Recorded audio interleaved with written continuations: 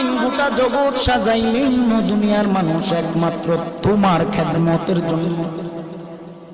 কিন্তু এই দুনিয়া যে বানাইলেন, মানুষ বানাইলেন, আদম হাওয়া বানাইলেন, সব কিছু বানাইলেন আমার আল্লাহ একমাত্র নবীর উসিলায়।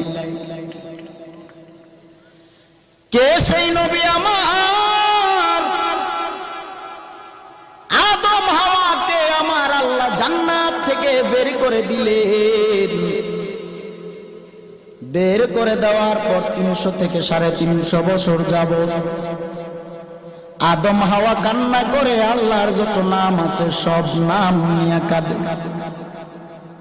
গফুরুর রহিম নাম তোমার আল্লাহ আল্লাহ আল্লাহ রহিম রহমান নাম তোমার আল্লাহ।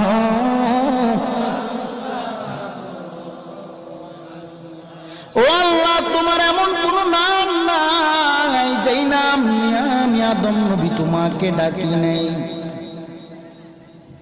শেষ পর্যন্ত আদম নবী বলে, রে আল্লাহ, জান্নাতের পারে দেখেছিলাম আপনার নামের সাথে আরেকটা নাম, জানি না তিনি কে, তবে তিনি হলেন শেষ নবী রাহমাতুল লিল আলামিন। ও আল্লাহ, মুহাম্মাদুর রাসূলুল্লাহ সেই নামের খাতিরে তুমি ক্ষমা করে দাও। সুবহানাল্লাহ বলুন।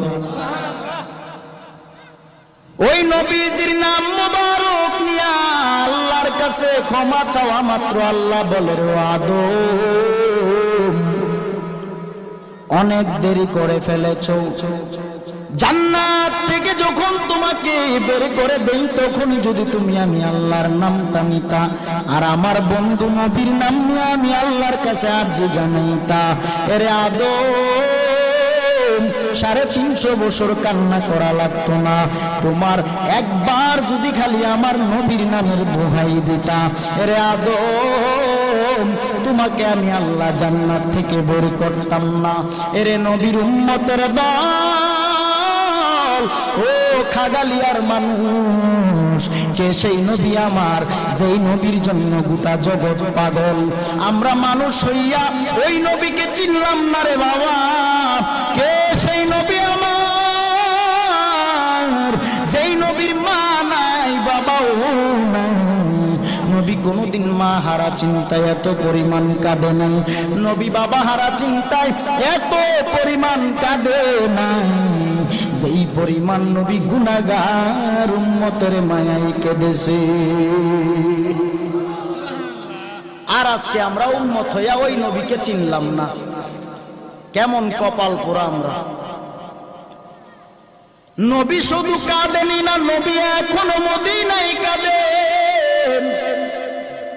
শুধু এখনো না, হাসরের ময়দান যেদিন কায়েম হবে সব নবীরা ইয়া নফসি বলে কান্না করবে। আল্লাহর নবী